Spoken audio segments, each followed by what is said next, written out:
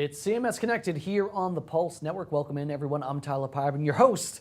We got a great show because today our heads are in fact going to be in the clouds. We're talking all about cloud computing, that is. And of course, it's not just me inside studio today. As always, to my left is Scott Lewer, President and Principal Analyst at Digital Clarity Group. Scott, welcome in. How you doing? I'm good, man. Barely made it in, but I'm good. I was going to say, for the folks who are wondering, we actually are here in Boston, Massachusetts, so it's interesting events that are taking place today, so we're definitely following along that, but also welcome you guys in. Really appreciate you guys taking time to view the show. So not only Scott going to be joining us today, we also, of course, have a plethora of guests, to say the least. Joining us from Kentico is going to be Eric Webb. We'll also have Dean Barker from Blend Interactive. It's going to be reviewing Episerver in the Spotlight segment, and also we're going to have another installment of Rapid Fire, as always. Before we begin, also would like to acknowledge our CMS Connected sponsors who really make this entire show happen. First off, we have to thank Falcon Software. Falcon provides creative design, e-commerce, web content management, social and mobile solutions for organizations across the globe, as well as Digital Clarity Group. DCG is a research and advisory firm focused on navigating organizations through the digital transformation process. Also, would like to recommend for you guys out there to, as always, go ahead and look below the screen just a little bit. And we also want to remind you to, well, if you're planning on deploying a cloud or SaaS web content management solution, make sure to download the white paper just below the screen as well. Web content management in the clouds. It's located at the very bottom of your screen, just below the player itself. Download that. You guys are going to get a lot out of that. It should be a lot of fun. So with that in mind, let's go ahead and let's get right to some of the news segments that we want to go ahead and talk about today. And first off, well, what do marketers want from big data? That's the big question that everybody's asking right now, Scott. Now, although big data is top of mind for marketers across industries, it really doesn't matter what industry you're in. It's hard to leverage, and in all honesty, it's pretty slow to deliver up to this point in time. Now, the sentiment of a lot of marketing execs out there who see possibilities, but putting it into work is a huge undertaking. This is not something that's really easy. Now, what I want to get to is this point in particular. Now, a Q1 2013 survey, I'm going to read directly from my notes here so we can make sure we get these 100% accurate. From CMO Council and SAS found that, or from SAS, excuse me, 6 out of 10 marketers worldwide viewed big data in this light. Take a more optimistic view, nearly 1 in 5 respondents agreed that big data was an opportunity and an obstacle, but believe that they were close to implementing and effectively using the resource. So Scott, what big data information is actually really worthwhile at this point in time? Because there's big data, there's so much, but what's the right data for us to be looking at? Yeah, I mean, that's if you can answer that question, then it's the holy grail, and I think it's going to be different for every business, right? I mean, the information that they can look at and take advantage of, first of all, that they have access to, right? Is this big data that they are collecting themselves, or is this big data that's available to the public? There's a number of resources out there that you can access and harvest some of the big data. Maybe it's about consumer trends, maybe it's about whether it's social data and statistics. It might be a number of things that folks can take advantage of. I think the issue that I have with this at the outset, though, is first of all, SAS, who's a former client of mine, it's in their best interest to basically talk up the big data story. Yeah. It's a big story no matter what. I find it hard to believe, though, that 1 in 5 actually are ready, as they say, to kind of start harnessing it and making use of it. That sounds like a really high number. I'm not sure it's relevant to 1 in 5, much less are they ready. But well, one of the things I look at when people continue to talk about big data, I mean, you can get lost in it very quickly, very easily, because there's so much coming in, and like you said before, the holy grail is knowing exactly what the right numbers are to look at. Yeah. But you can also go down a very, very scary and different path based upon some of the numbers if you're not actually analyzing them the correct way. I mean, there's a lot that's involved here, right? So there's first thing too is I guess maybe as a purist, I get a little bit annoyed about even just the use of the term big data. Are we talking about data and just data analytics, or are we talking about big data? Right? Big data is big. Big data is so big that your systems that you typically have, your relational databases, cannot handle it. We're talking about exabytes and petabytes of data. Yeah. I'm not sure that every business, certainly not 1 in 5, even has that as an issue, much less is ready to harness I can tell you of one company that's coming close, and that happens to be the Pulse Network, and that's because of the amount of video that's actually being created because of the size of the files. And that's one of the issues that actually we've encountered as a company and as a brand ourselves, to be honest with you. I think that's one of the things is that kind of with this ability that we have to either now or in the future to be able to tap into this, I think we tend to even collect more data than we might normally would, right? So as an example, I didn't always used to shoot with my camera, large size photos, right? Because I didn't necessarily need to. But now that I know that like I can capture that much and I can store that much, I can store those 10 megabyte, image files, then I go ahead and capture more of them and I'll zoom in and find the perfect picture within that because I know at some point I'm going to be able to go back and do it. Whereas in the old days, in the point and click days, I had to get that exact right shot. I was telling this story one time on stage where I was taking pictures of my kids for Thanksgiving. I just wanted to take a picture of them outside and I took 150 photos in order to get like 3 or 4 good ones. In the old days, we would have just made sure we got those exact few just right, but I was just clicking away because I could. I think the same applies in general capturing data. Right now, we're just capturing with the assumption that someday we'll have the tools, the power, and the analytical ability to be able to go through it and make sense of it. And to be able, like you said, same way you do the pictures, to be able to sort through and find the 3 things that you actually need, right? Exactly. And we all know storage is cheap, but storage is not the issue here, right? It's about can you make sense of that? Can you mine it? And can you put it to good use? And that's the point that I think folks are talking about. They're certainly capturing that. Can they harvest it? Can they make sense of it? Those are some of the other unanswered questions right now. Absolutely, definitely. So we talked about Holy Grail. Let's go ahead and let's move on to the second topic. We talk about the Holy Grail of engagement and really why communities matter.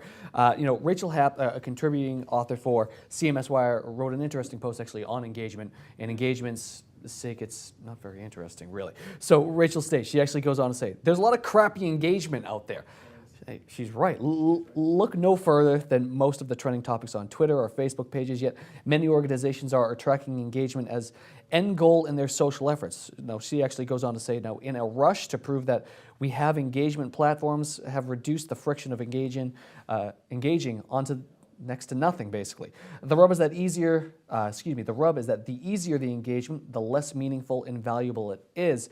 The big issue for businesses is that individuals with low motivation are not likely to be meaningful or significant to the organization. Scott, kind of give me your thoughts on that point in particular. So I think the first thing that we do is we have to contextualize the comments. First of all, it comes from Rachel Happ, who's the head of the Community Roundtable. So her whole focus is on communities and helping businesses establish communities, and that's very valuable.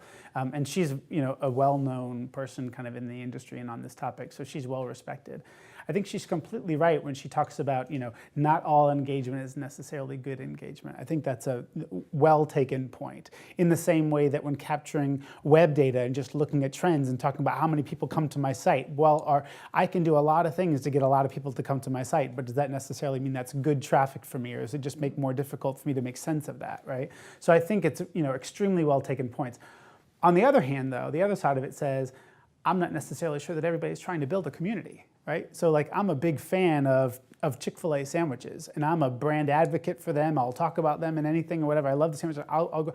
But am I a part of that community? Am I like engaging with other Chick-fil-A fans and doing all that? Not necessarily, but when something comes up about it, or if they've got, I'll be happy to promote them, talk about them, whatever. So whether that's in digital world or whatever, but I'm not necessarily wanting to or trying to become a part of any sort of a community. From the marketer's perspective, that's what their goal is, isn't it? I mean, subliminally, what their goal is at the end of the day is they're going to go ahead and we're going to say, well, I'm going to create some sort of content and something that you're going to want to go ahead and share and create engagement without even knowing and realizing that you're, in fact, part of the community, in a sense. So wouldn't that be right? I think that's maybe valid, but I don't know that I'm going to go buy more sandwiches because of that. And I think that, either way, whenever I see one, they've done what they needed to do to get me to be a pretty good brand advocate, right? And I like it. I'll go to a different terminal in the airport to go get one when I fly through Hartsfield International. This is a sad, folks who know me know that this is a very sad addiction for me. But the point is but I don't necessarily, especially with the political brouhaha around that thing, I'm not out there necessarily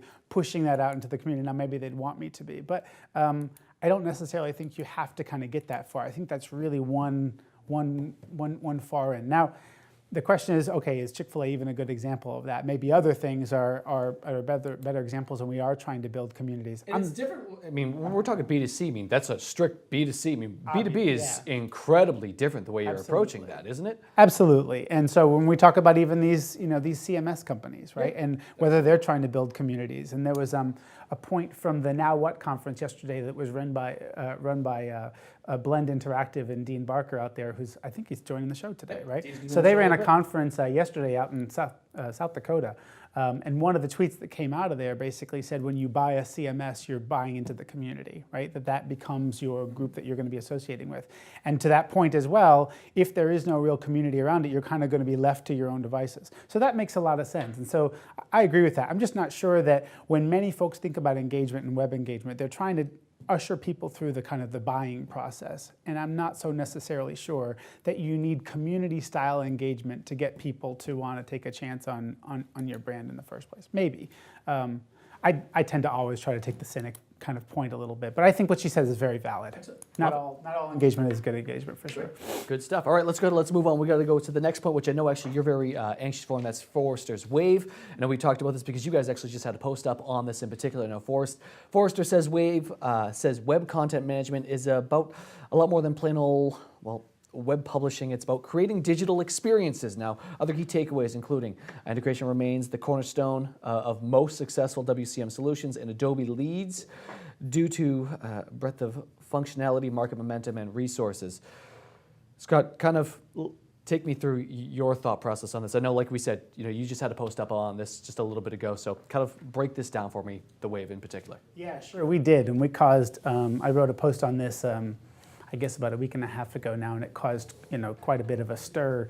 I think for the most part, I was just trying to analyze the analysis from my perspective. So there are a couple of points here. One is that obviously Adobe shows up as kind of first of all, let's contextualize the whole Wave, right? First of all, the Wave. Most likely, in many cases, the Wave is not written for you, the viewer, many times. It is written for the Fortune 1000, primarily, who are the core audience and customers to Forrester Research, right? So that's first and foremost. Everyone else kind of tends to look at it and they think, these are the players that I need to work with. And if your view on the Wave is, who are the people that are in the smallest ring that I can find that I can shortlist, that I should shortlist, that's you're looking at it through the wrong lens, right? The answer is, what we need to be talking about is, how should we be comparing these guys? What is now the definition of kind of what we should be looking for in a system generally, that sort of stuff. So just kind of that contextualized. I think the first big point is that Adobe is obviously kind of stands out here on their chart as a clear winner. There's no question they get an awful lot of play, and that makes it I think that passes the sniff test for most people. Yeah. That being said, the way that they've defined kind of the digital customer experience here is by talking about a way to kind of create this system and environment where you can have a number of these kind of not just web content management, but periphery capabilities, these analytics and marketing automation and those sorts of things be able to kind of play in and feed together and act as this kind of digital hub for you to be able to interact. And Adobe actually falls short on a couple of those capabilities. They don't have a marketing automation solution. They don't have a number of other pieces that, they do have some very strong ones, but they don't have some others. So I think they're definitely out in front, but I'm not so sure if that they should be so far ahead of the pack. There's a gap. Yeah, there's a big one. It's not just, okay, well, they're out in front, they're leading by the nose. I mean, there is a gap between them and it seems like the rest. Yeah, I think it's just easy to come out and say Adobe's in the lead, and I would generally agree that they are a leader. But risks here? Risk from Forrester's standpoint, like showing some of these, I think, there might be. I think they get kind of called out on a couple of things. Some ones that I think they kind of stepped out a bit on are, number one, they put Acquia at like the very back of this list. Now, first of all, they made it onto the list, and there's some criteria for that. $35 million in revenue, worldwide thing, and relevant to their customers. But it's obvious to me that they have no idea what to do with Acquia, right? Acquia is not a traditional CMS vendor. They're the only open source, and first time the open source world kind of makes it on here, so bravo to them for that. But They don't know how to look at their revenue. They don't know how to look at that because they primarily provide an awful lot of services around web content management, but they actually do also provide a cloud-based SaaS offering called Drupal Gardens that they actually offer as well, and that wasn't even addressed in this. So I think they don't know what to do with them. Microsoft doesn't move at all. Ectron lost favor. I wrote some points about that, and you can read them on my blog if you want to. I said maybe they should even be considered a risky bet, primarily because of their partner channel not really finding favor with them. But biggest move in here was Oracle moved up. I think it was surprising, and from your standpoint, you talk about risky as well, right? So they moved the furthest, right? But I think it was primarily because of their acquisitions in the last 18 months with FatWire and Endeca. But in fact, they're the only ones that's grayed out, so they didn't even actually participate in the wave. So that's kind of odd to me, I think. And then the other really odd thing for me on this is that Sitecore moved the furthest to the right. As a matter of fact, other than Oracle, who only moved because of the acquisition, and I'm sorry, we might be going a little bit over time here, but give me some. Sitecore moved, the only ones that moved to the right, meaning they moved on the strategy axis. The weird thing about that for me is that they are primarily the ones on here who are the sweet play, the ones who are saying, we're going to offer up all these capabilities together in a package and offer them for you, as opposed to trying to be one part of a best of breed play. And in fact, the authors of The Wave kind of bash that a little bit and say it's not really about suites anymore. Yet on the strategy standpoint, Sitecore is clearly in that camp, and they're the only ones that they give a positive push. I was very weirded by that. I don't understand, and I also don't understand IBM's placement because I think they've made a lot of traction. So for the folks out there who want to learn more about from your site, where do they go? Digitalclaritygroup.com? That's right. Is that the best way to That's find right. it? Excellent. So I highly advise you guys to go ahead and take a look at Scott's post on that for sure, right on his blog. Well, we're going to move on to the next topic in particular. We talk about digital strategy in particular. So a Gartner survey actually recently came out and said showing 52% of CEOs actually have a digital strategy. Now, 2013 going to be a turning point for for CEOs and senior executives by a ratio of more than 4-to-1. Plan to increase IT investment in 2013. I feel like we kind of mentioned some of the similar things time and time again. Now, the Gartner survey found that macro uncertainties abate. 78% of CEOs now feel able to plan their 2013 and 2014 investments in growth. Scott, is 2014 the year when CEOs actually have to commit to investing bravely and redevelop their entire technology strategy, or what? That's why I went over on the last one, because I knew that was more interesting to talk about. And this we've already beat up. We've already talked about this. No, I mean, actually, we haven't exactly talked about this. So this is basically saying that with the unleashing of the purse strings a little bit, when CEOs are starting to now feel comfortable, where should they put their money, and how should they spend it wisely? If you've got suddenly a bunch of folks who are kind of entering the market and spending on IT, whether those dollars are wielded by the CIO or the CMO or whatever as folks want to talk about, what are the things that they're doing right now to kind of get themselves well positioned to be relevant in this digital, this ever digital world, right? And I think they're talking about that they have their digital strategies. I'm not sure that they necessarily do. I kind of question digital strategy. Because that encompasses, again, like we've said before, IT spending. Digital strategy encompasses a lot. Is that, when you're talking digital, are you talking from a media perspective? Are you talking, the things you're going to be doing from a marketing? Are you talking about the technology spend? This encompasses quite a bit. Are you talking about creating internal efficiencies? Are you talking about, so there's a fair amount, there. That's a really broad thing. And to be honest, I didn't read the full report because I didn't have access to it. It was behind the paywall. But I read this article, and basically the summary of it basically just says that everybody's kind of opening up their purses and they're ready to now go spend money, which is great news. But I think it highlights something which basically says you've got to. You can't just go spend in an unwieldy manner. You've got to have some sort of a concerted effort to understand what it is that you're trying to do and orchestrate that before you just go spend a bunch of money. I think it's good news for a lot of the vendors that are out there, but I think they'd be wise to maybe not go so quickly put a little bit of time and effort into whether it's finding themselves, an agency or digital strategy firm to help them understand what are the kind of places where they should go spend and position themselves well for the future. But I don't exactly know what they're doing to date on this. All right, so let's go ahead and let's move on. And the next thing we got another guest joining us right now, actually. So we're going to go ahead and get to this next topic. Despite the evangelism of cloud-oriented vendors, moving things off premises isn't actually always a good idea when you really look at it, or even possible for many organizations, to say the least. Now, in many cases, moving to the cloud is a slam dunk, but what are the typical list of concerns, expectations, corner cases, so on and so forth? Now, joining us on a conversation via Skype is actually Ryan Thrash of ModX Right Now, named one of the 9 hot startups born in Dallas, Texas by entrepreneur.com to help us kind of through this list. So, Ryan, we got to welcome you into the show. How you doing, my friend? Hey, guys. Thanks so much. Really appreciate being here and being on the show today. Excellent. So, Ryan, first off, kind of give us an overview, if you will, to start things off. Yeah, so I think when we're looking at this subject, we really kind of first have to define what does cloud mean, because it's really can be a lot of things to a lot of different people. From our perspective, I think that cloud really is just the internet, only you no longer have to worry about owning the data centers and planning for capacity. So it's what SaaS and PaaS platforms really today are building on top of, and you really can think of it as kind of the reincarnation of the old application service provider play, only at a much larger scale that can grow and expand more quickly. So what it fundamentally does is it allows companies to move from more of a CapEx to an OpEx model when they're planning their IT structures and IT departments. Great. So thanks, Ron. Hey, by the way, buddy, I've never seen you so clean shaven. You look great. Yeah. And I took a shower today, just for you. and it's good seeing your hair growing out too. I love it. Touche. Touche. So just distinguish that for me a little bit, because even up on the chart behind Tyler and I here earlier, we're showing IaaS and SaaS and PaaS and those sorts of things. We're talking about the cloud here. That doesn't always necessarily mean that.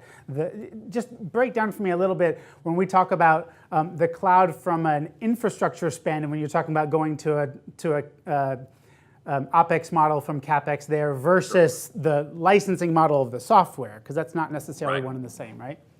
No, it's not at all. I mean, I think the clear winners today are the infrastructure as a service providers. That's why you see companies like SoftLayer, with the rumored buyouts from IBM or EMC, north of $2 billion.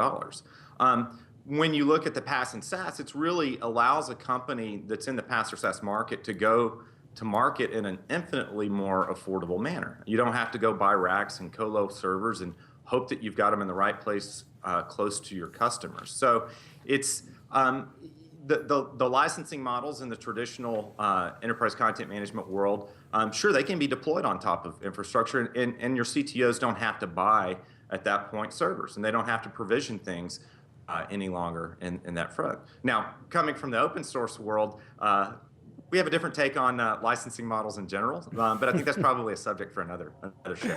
It is indeed. It is indeed. Okay, so as a CMS expert as well, though, tell us, Sure. I guess, why has it taken so long? And is the time here now when web CMS, since it's all about managing web content, why isn't it itself tend to be managed on the web in the cloud?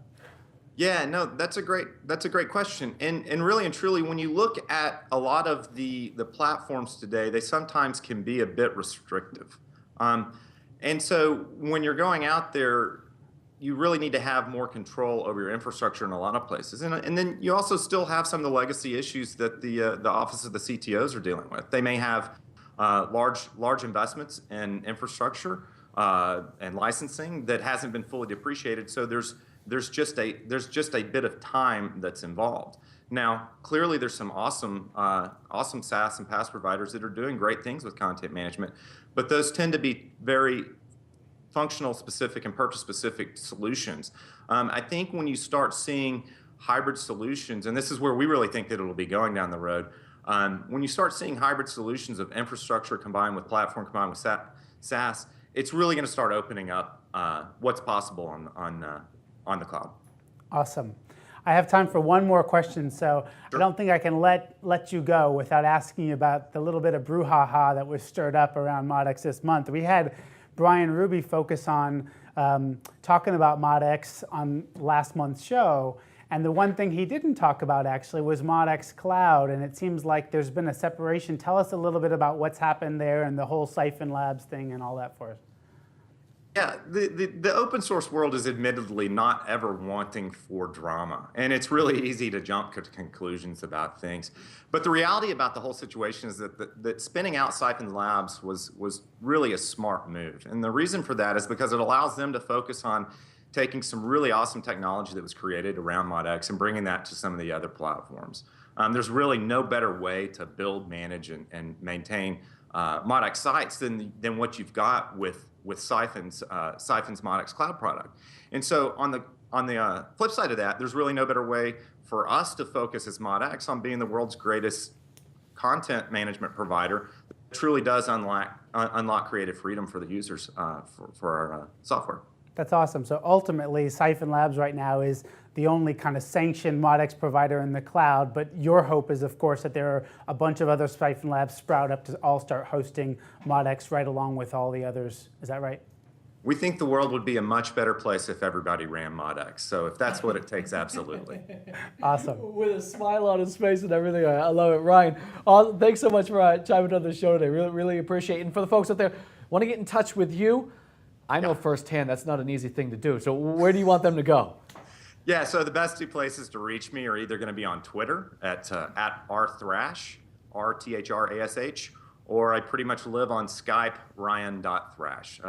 Love to talk to anybody anytime. Thanks, awesome. guys. Great stuff. Ryan Thrash right there on ModX. Excellent indeed. Now, we mentioned that we are in fact, going to be talking about cloud today, so that's where we're going right now. Now, top of the show, it's all about web content management in the clouds. Now, what some of the best practices for growing companies are really looking to choose and implement a cloud or a SaaS web content management solution, there's awfully a lot of different questions out there that people are asking right now. Now, here to answer some of those questions, Eric Webb of Kentico is going to be joining us now. Some of those questions that a lot of people might actually have is specifically, what are companies doing to ensure success in the clouds and eliminating common problems? And, well, like we said, joining the discussion today, he came down from New Hampshire. He drove down. I was on the phone with him for a little while this afternoon. We welcome in Eric Webb of Kentico. Eric, welcome in. How you doing today? I'm doing well, thank you. Excellent. A little longer drive than I anticipated, but got here nonetheless. Hey, you're here. You're safe and sound. You're in good company now, to say the least. Can you assure me the drive home, though? Yeah, exactly. Well, you're on your own then. I can't. I have nothing to do with that part. So, okay, let's kind of get into it. So, one of the things in particular that I wanted to know is, as far as industry perceptions,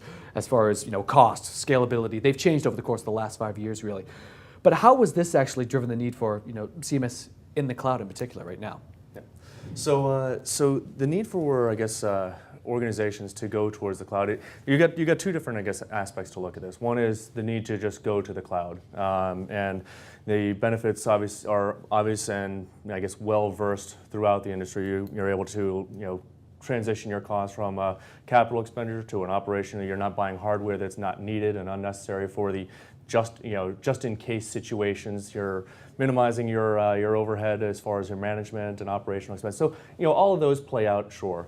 But then as you get into the aspects as it applies to web content management or your web presence, you have a much broader adoption within organizations and a much more widely, I guess, proliferated use of mobile and social channels for marketing, advertising, for communication and branding that wasn't seen 3 or 4 years ago.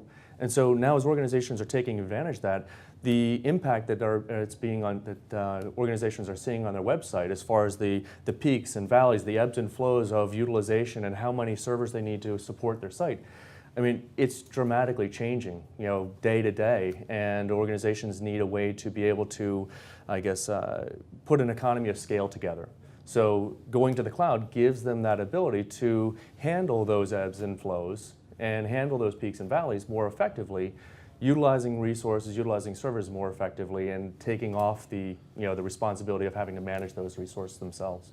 So going to the cloud for your website is an obvious progression for many organizations, and we can go into some of the details around that as well. But vendors, CMS vendors, have a need to be able to embrace that shift, that paradigm shift, and be able to support running in the cloud, whether as a software as a service model, whether as a perpetual licensing model, whatever it turns out to be. Organizations or vendors are going to need to go to the cloud, and if they're going to want to stay in the industry. Scott, I saw you're shaking your head right there. Yes. Yeah, not shaking as in disagreement. yes, nodding. yes. I apologize. No, well, I mean, there's a little shake there, and here's why. I think one of the things that we've said a couple of times is that we've talked repeatedly here about how the buyer is shifting from maybe the IT buyer to more of the marketing buyer. Now, I think that's a huge, big grandiose statement to say. Well, I think there's value. There's value in it, though, right? We're seeing an awful lot of business buyers or line of business buyers. For web content management, certainly, yes. Absolutely. Yeah. And so I guess there's two things that I see here that could pose challenges for the cloud. Number one is, whenever I've worked in a large organization, it's always been about how much can you make, how much can you capitalize of anything. That OpEx is not necessarily better than CapEx, right? That they can depreciate when you can capitalize. That's usually a good thing. You can depreciate costs out over time. So I'm not so sure that that's always an ideal state to go to OpEx. The second thing is that if it's shifting to the business buyer, now are they really that concerned about deployment of systems and kind of the things that typically an IT firm would care about? So is the business buyer really asking for this today, and could that be some of the bump about getting this out of the gate? No, I mean, I think that's it's been there. It's been a prevalent element of the cloud since the beginning. I mean, if you go back to 2006, when software as a service ideas kind of started, and then 2008 when the cloud came to market, at least in its infancy, the organizations that were going to that model were your small businesses, your startups. I mean, that was the majority of the market. They weren't technical people. They were individuals who needed to start up their organization at a low cost with a quick, rapid deployment. Valid. And so they needed to basically, the amount that they needed to get investors to buy in on hardware was significantly brought down. So again, you had people who fit that model. Makes a lot of sense. Running to the cloud. On the lower end, that makes a lot of sense because the business buyer actually doesn't know about infrastructure and that sort of stuff, so they don't want to have to worry about it. Sure. I think in the larger business, though, there is somebody who's there to worry about that, and they actually don't have to care about deployment. Is that valid or not? Are you seeing your average kind of marketer in a fairly sizable organization ask about cloud offerings? Yeah. So even in that scenario, you've got a progression. So you're kind of going in stages right now, as I see it. The early adopters were your small businesses, the organizations who couldn't afford the IT resources, and as you're starting to get more traction in the cloud, the fear around security, the fear around reliability, some of the standards being put in place that the larger organizations can now embrace. And the starting point, again, the turning point for them was your more dynamic applications and systems that saw those ebbs and flows.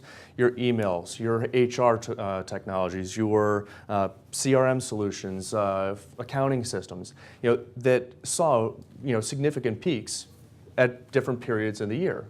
And so they started moving those systems to the cloud just because, again, they didn't want to have hardware sitting around idle for conditional events, and be able to and they wanted to be able to actually utilize resources in an effective manner that's consistent with how it's being, I guess,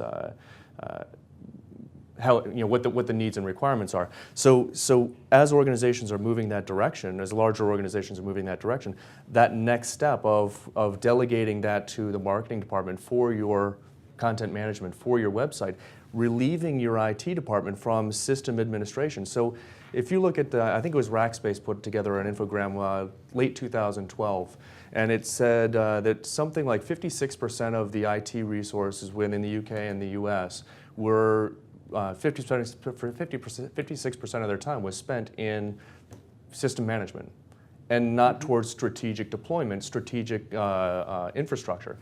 So organizations want to relieve that burden. They want to get their IT department doing more important things. Gotcha.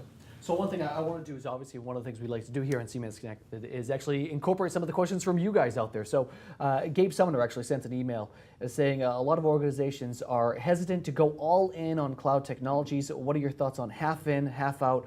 hybrid cloud solutions, really? I think that's very valid. I see that play out in most of the conversations that I have today. So, kind of in that same migration path, I think larger organizations are going to, continue to adopt the cloud. As you get further traction and further successes and proof of, viability. But you also have in a scenario where I believe, you've got Fortune organizations who've invested heavily in hardware that are either eventually being decommissioned or coming off lease. And so as that happens, they're not going to replace it prior to that point. They've already made that investment. So as it starts to come offline, they're going to start moving things over. And as they do that, they're going to do that in a phased approach. Your more dynamic applications and systems are going to go first. And your corporate, branding sites, your corporate entity sites that are more static, more stable in performance and utilization are going to be the second tier. And the conversations that I have with my clients in that model is the first portion, the more dynamic, your marketing campaign sites, your landing pages, the e-commerce and m-commerce sites, they're typically looking towards your SaaS type licensing model. Your more stable environments, your more corporate entities are looking towards more of a purchase the license. They still want that ownership of the actual technology and code. So as they make that migration, I'm still seeing a kind of a split in how they approach it. Interesting.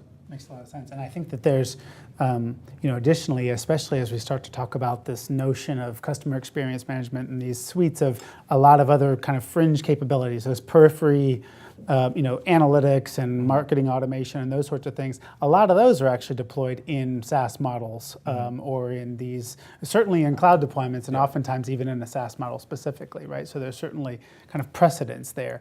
Is there any advantage to having the web content management system also in a similar, be delivered in a similar fashion to those, or are they completely distinct from one another?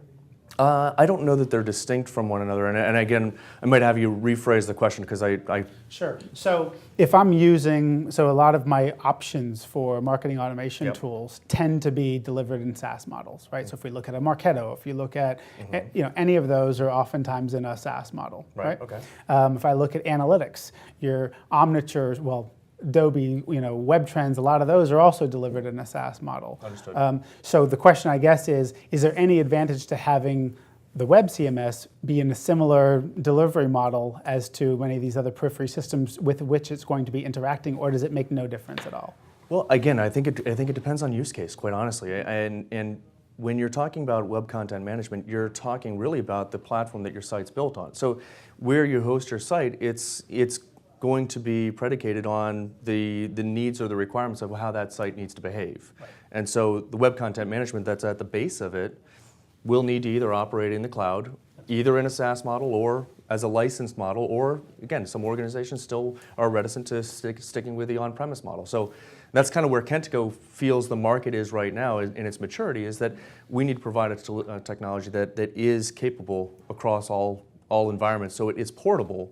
As an organization shifts and changes how their strategy and their go-to-market model is, they can take it from the cloud, they can put it on-premise, and they can move it, so the technology and the sites are portable. I think you're spot on. So there's not necessarily a clear dependency there. I had a client tell me, this and other things are in the cloud, so we need to look at the cloud too for the WCMS. And I was like, well, no, not necessarily. So I'm glad you I would be answered it that way. hesitant to make that blanket statement. Right, exactly. So one of the things I also wanted to, again, going back to what we were talking about before, I highly advise you guys to get involved in the show as well. You can go ahead and do that by utilizing hashtag CMS-Connected. Make sure to do that. We're following along right now. And we're seeing your questions, your comments, concerns, and ideas, really. So we're going to go ahead and we're going to bring up one of those tweets in particular. So let's go ahead and see what Dave had to say. He said, not a myth.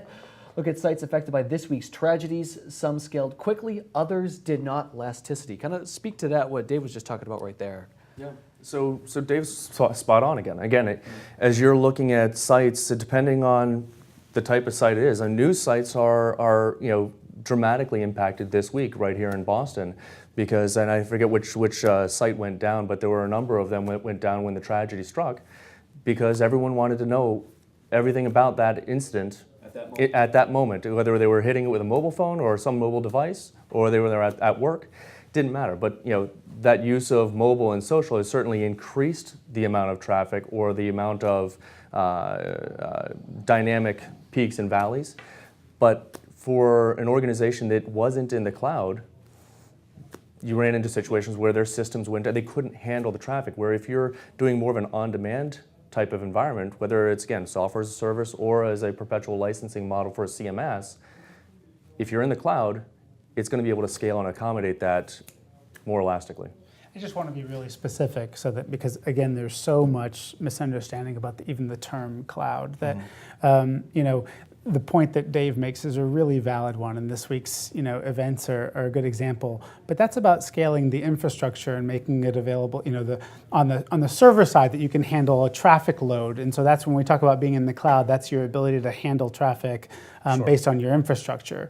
And we've also talked kind of in similar breaths about a SaaS offering in that, and that's not, so licensing model is not at all the same thing in terms of your CMS as an engine itself and how your licensing model is arranged there. So there's not necessarily an advantage per se in that particular scenario that he raises to being on a SaaS model, on a subscription-based model for your CMS. That's more about deploying your servers via the cloud, right? And that's what I'm referencing. That's Absolutely. why I'm drawing. I'm drawing that line of whether you're talking about SaaS or whether you're talking about a perpetual license, is if you're in the cloud, you're going to be able to accommodate that type of situation and those random events that are going to drive mass amounts of traffic to your site. Where if you were in a more traditional model hosting environment, And it's not always news providers. I mean, look, we were just talking the other day about, just earlier rather, about the report that the blog that I wrote up on the Forrester thing. That actually brought us a lot of traffic, and we were down for a lot of time. It wasn't so much traffic like this, but our cruddy servers on GoDaddy couldn't handle it, and so we were going down constantly, and I got a lot of crap for that. So I've got a solution and for I you. am in the cloud. Yeah, I've got a technology that would help you I bet immensely. you do. I got a lot of that. All right, so with that in mind, we got to kind of wrap things up a little bit, but talk about Kentico in particular. Kind of what's on the horizon right now? On the horizon, at least on the immediate near term, next week we are releasing our Kentico Plus 2.0. About a year ago, we launched our software as a service model as the kind of the first iteration. We got a lot of adoption on that, and we're just continuing to build on the technology as we've always been. We're very partner and client focused. We listen to what they say, and we obviously include enhancements or develop enhancements as we go. So it's going to include some additional backup recovery options. It's going to include additional system monitoring options and metering capabilities as well. So we're just helping them to better utilize and manage the software as a service environments that we're supporting. Awesome. Excellent stuff. Eric, awesome. Thanks so much for coming by. For the folks out there who want to get in touch with you, where can they go? They can contact me directly. My Twitter handle is ECWeb. My email address is ericw@kentico.com, or you can call my direct dial 603-336-6020. Just giving out phone And numbers. on the web, I love you're it. at kentico.com? Yes. Just Good call. Yeah, sure. Always tossing it out there. Good stuff. He is Eric Webb of Kentico. I am Tyler Poppert of the Pulse Network. We're going to take a very quick break, but coming up in just a few seconds, Dean Barker is going to be joining us. We're going to be going in the spotlight. We're talking all about Episerver. Businesses today demand a powerful web content management and online marketing platform that can provide the best value at an affordable price with unlimited website possibilities. Kentico, the .NET Enterprise Marketing Solution and web content management platform of choice, powers more than 12,000 websites in over 84 countries, which means you get a stable, well-tested solution. Fully loaded with over 350 web parts and controls and more than 80 extensible modules. Kentico provides you with a fully integrated solution for building your online presence and running successful online marketing campaigns. It allows you to quickly launch an effective B2B or B2C site, intranet, online store, or branded online community, fully integrated with Facebook and Twitter. Organizations need to be more effective at catering to the personalities of their site visitors and the way they consume information. Sites need to more dynamically adjust to each site visitor to optimize their experience. Kentico EMS delivers a complete customer experience management platform that provides all of the necessary capabilities for interactive marketing, from planning and conception through optimization and execution. And lastly, analysis. Gain the insight required to analyze your marketing performance. Align the content, execution, and analytics critical for successful interactive campaigns, speeding delivery, and optimizing return on investment. With a fully integrated set of online marketing tools, Kentico EMS can improve your online marketing efforts, which allows you to focus on what's important, making your business successful. Test drive Kentico EMS today to get a complete appreciation of all its powerful features and capabilities.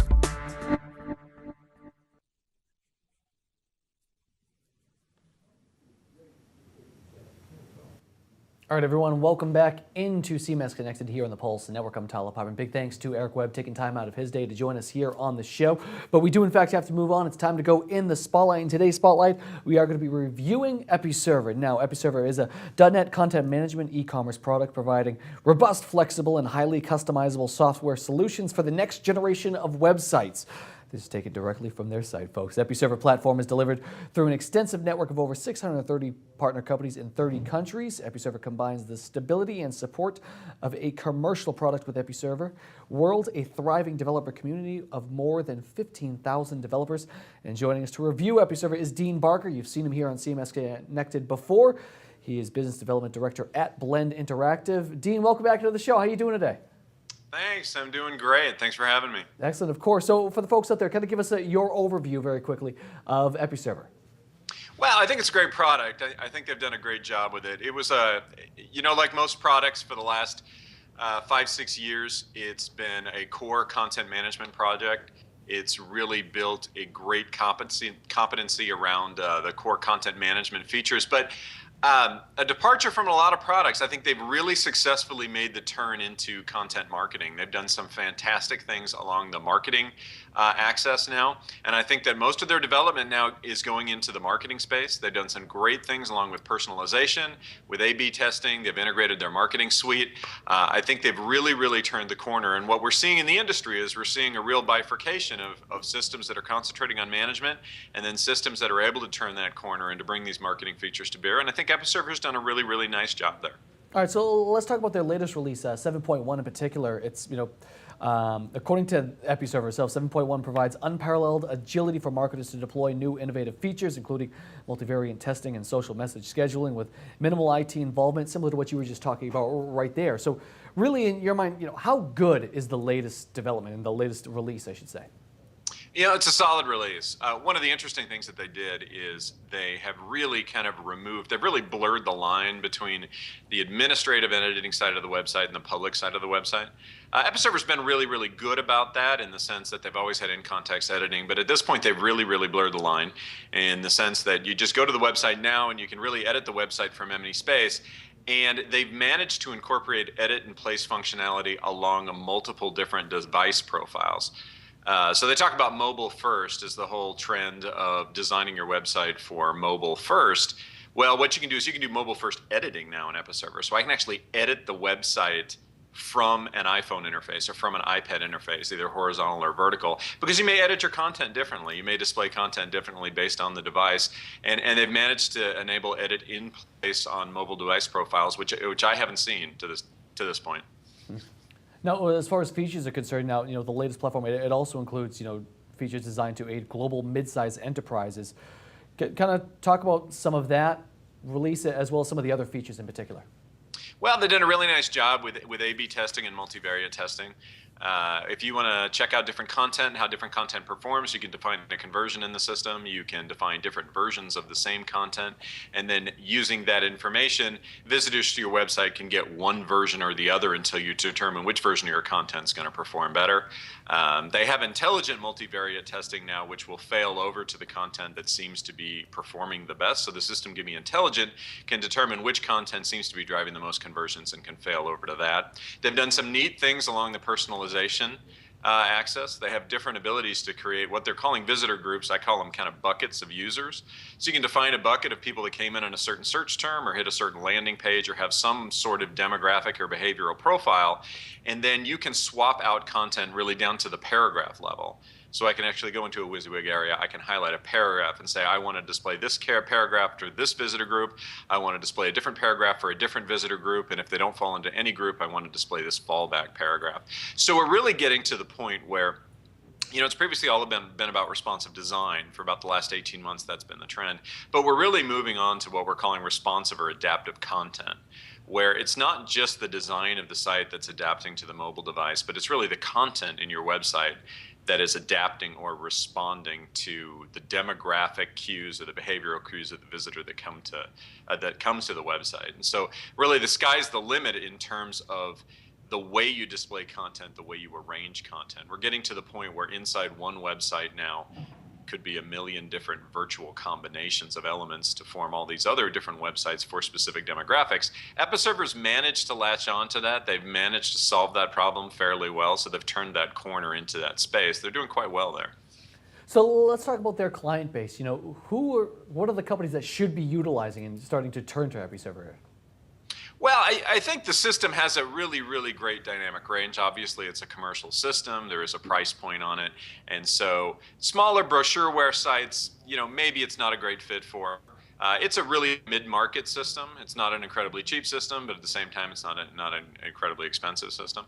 So it's really mid-market. You certainly have to have a certain amount of budget and a certain amount of size of project for it to make it work right. They have fantastic multilingual capabilities. They're based out of Europe. It originated in Stockholm. They have a global office now in Chicago. So if you have multilingual personalization and globalization features you want to use, they're fantastic for that. Very, very friendly editor interface. It's a great system for companies with distributed offer bases. If you have an enormous number of people contributing content, you really want to drive your training costs down, the interface can be channeled in such a way that your training costs would be very, very low.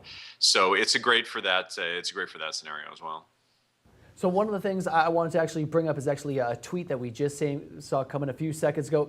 He's calling you out right now, Dean. So one of the things I have to do is bring up from Dave, actually the second time on the show today from Dave. He said, oh, come on, Dean, these Episerver functions aren't as unique as you're making them seem. Same trend across the board. What do you think about that tweet in particular? I don't know if the same trend is on the board. I'm not sure who actually made the tweet, but it really depends what systems that you're looking at. You really don't see that as much, certainly in the open source LAMP space. I haven't seen that a lot in the Java space. I think the .NET community has latched onto that functionality really more than anyone else. Eric Webb is just on from Kentico. I know they're doing some neat things in that space as well, and Sitecore is doing some neat things there as well. The vendors tend to move in packs. And so when I talk about the uniqueness of this, it's probably not that unique to the .NET space. I think to the content management space, there's certainly less vendors doing this than are doing it, certainly.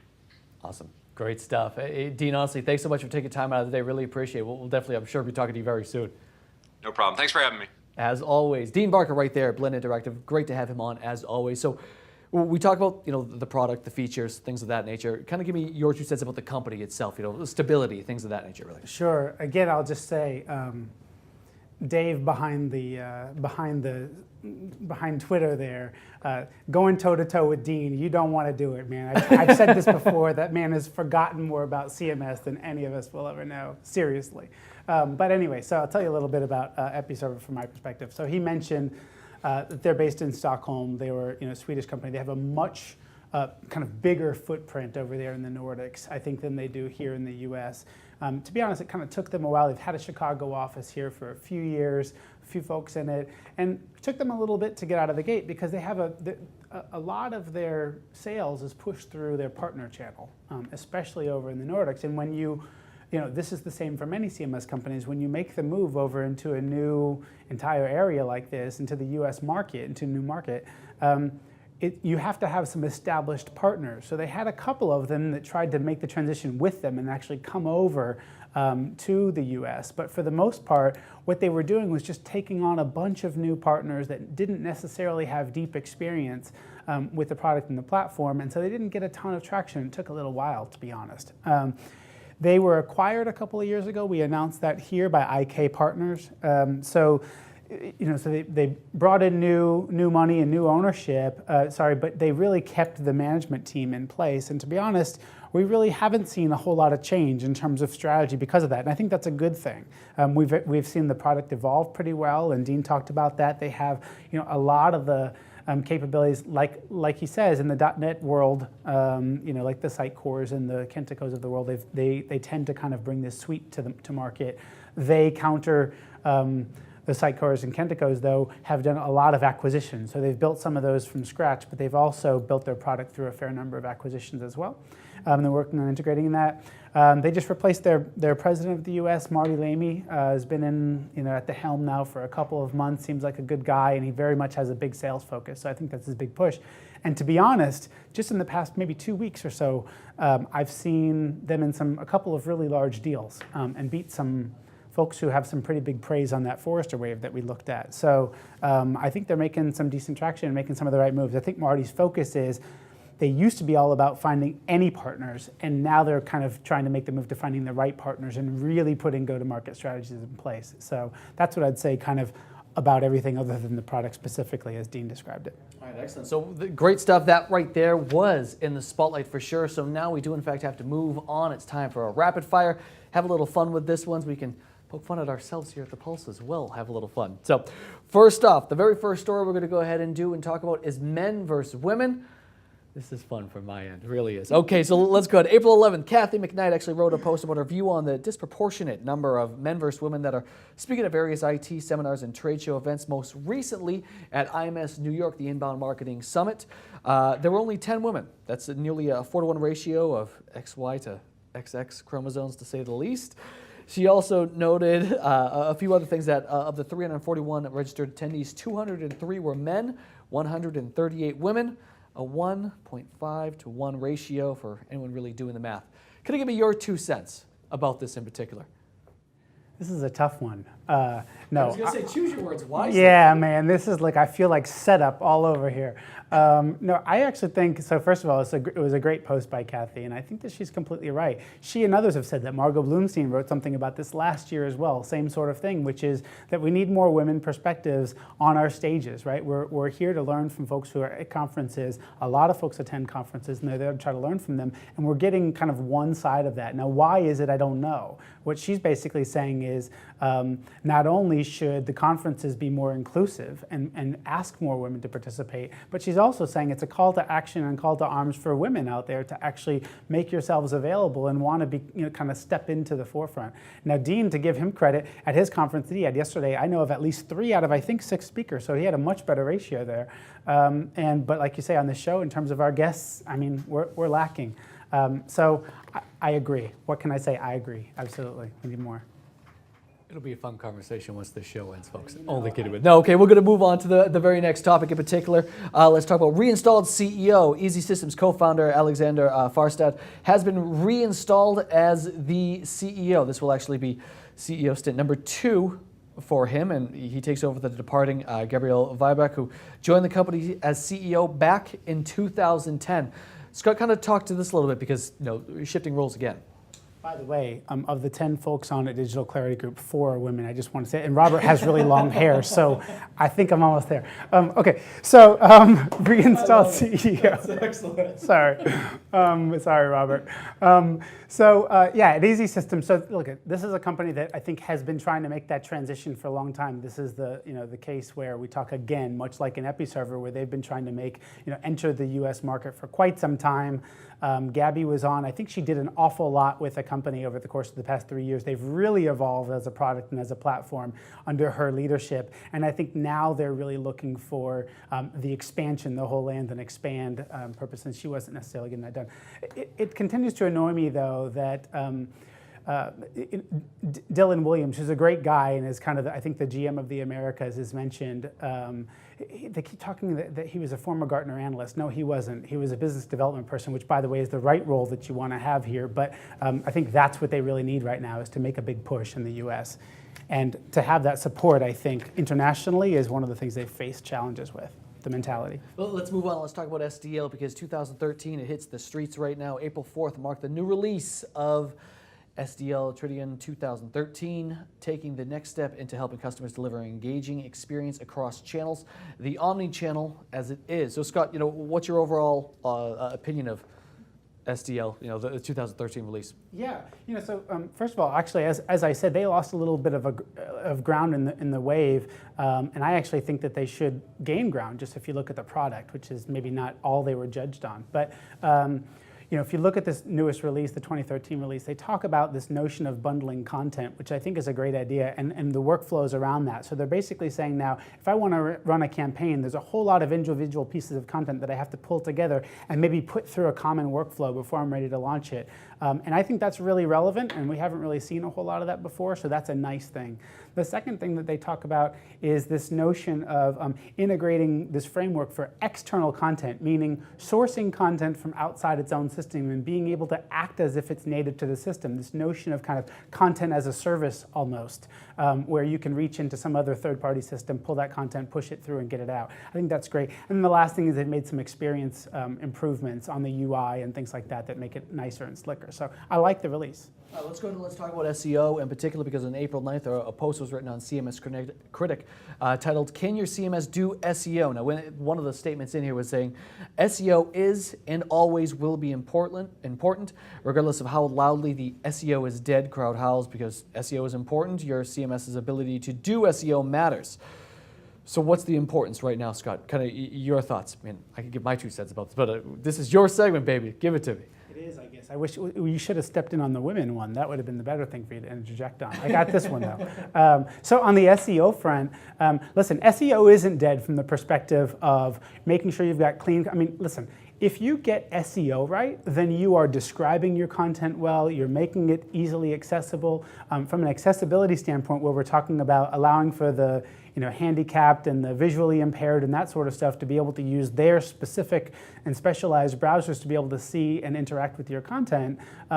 If you're good typically at SEO, then you're also good at those sorts of things. So there's no question there are some good best practices that you need to be keeping in mind. Where the SEO is dead crowd is talking about is more about how can you manipulate it by getting that same content out everywhere. How can you refer to, and where you're trying to game the system. And I think Google specifically has done a lot to kind of catch on to that, and Panda and Penguin and other kinds of things have kind of taken that out of the mark. But definitely there are some tried and true practices that your CMS should not get in the way of, at least. Yeah. All right, excellent. So the very last one more, or excuse me, we've got 2 more to go. I apologize for that. The number 5 is really all about SharePoint. Is it a failed vision in particular? So on April 10th, Rich Blank, a solutions engineer with Jive Software, wrote a post on CMS Wire titled, "Is SharePoint a failed vision for collaboration?" So Scott, do you actually agree with Rich Blank's viewpoint? Man, we're always setting me up to talk about SharePoint, I feel like. I mean, it's relevant. Pick a side on it too. What's that? And you always have to pick a side on it I too. always do have to pick a side. And I'll tell you something. I think in this case, SharePoint is not a failed vision. I mean, I think it's, where I've typically talked about it and really criticized it is in terms of managing your website, for example, and your web experience for the public audience. I think internally, it's a great idea. I mean, what's the alternative? We were on file shares and things before. I mean, there are a number of other options out there, whether it's Box or it's, even larger document management systems, certainly. But SharePoint is a nice, relatively easy to use, costs a lot to implement, and it's a lot of different things to a lot of people. It's a nice platform that IT specifically has kind of found as its way to go and add value to the system. The downside of it is it can just become another big fat file system where you have a lot of bad practices, and kind of content management as it was created initially goes by the wayside. So governance is key, but certainly it's decent. And from a collaboration standpoint, with the Yammer acquisition and others, NewsGator and things that are added onto it, I think certainly it can be great for collaboration. Excellent. So the very last one we're going to go ahead and talk about is the 7th Annual CMS Expo. Now it's going to be taking place May 14th through 16th at the Hilton Orrington Hotel in Evanston, Illinois. And Scott, now was DCG, they're going to be taking part there? We are. So we're going to be there in a couple of, from a couple of perspectives. I'm giving a talk with Robert Rose, the 2 of us, who's probably going to kill me after the show. The 2 of us are going to give a talk. Robert's got a talk himself. And we might be running a panel or something. So we're there on a few different panels. We're also there, though, as a group. Kathy McKnight is coming in with me. Robert and Elise and I are there because we're essentially there to take briefings. This is a great open source. Actually, it's not just an open source conference. There's open texters there as well, but tends to have been historically where a lot of the open source players come. And I really think that's something to be evaluated. So I use that as a way to go and keep up with a lot of those folks that are out there. .NET Nuke is always there. WordPress is always there. Acquia and the Drupal folks are always there. Modex is there. So a number of them. So that allows us. We're taking briefings there. We're there all that week to really kind of catch up with all those guys and what's going on in those communities. Hear from the Joomla crowd what's happening with their stuff. So yeah, I really enjoy the CMS Expo. And hopefully more females. And hopefully more females. Yeah, absolutely. Hopefully more females. And just another plug that Giannis Boys Conference, J-Boy, is also coming up, I think just the week prior to that. I will be there and Kathy will be there as well. But it's a good one to look into as well. Great stuff indeed. That right there is going to do it for us today here on CMS-Connected. Great show, as always. Now, mark your show because we've got some market calendars. We've got some great stuff coming up for you on the next episode as well. It's going to be Web CMS Governance with a spotlight feature on Bridgeline. So like we said, market calendars indeed. So finally, I'd like to thank our sponsors who do in fact make this entire show happen. First off, Falcon Software, as well as Scott obviously gave a little plug about where they're going to be coming up, the 7th Annual CMS Expo, but Digital Clarity Group as well. So on behalf of Scott Lewer and all the guests joining us today, I'm Tyler Pyburn. That'll do it for us here on CMS Connected. We'll see you next time.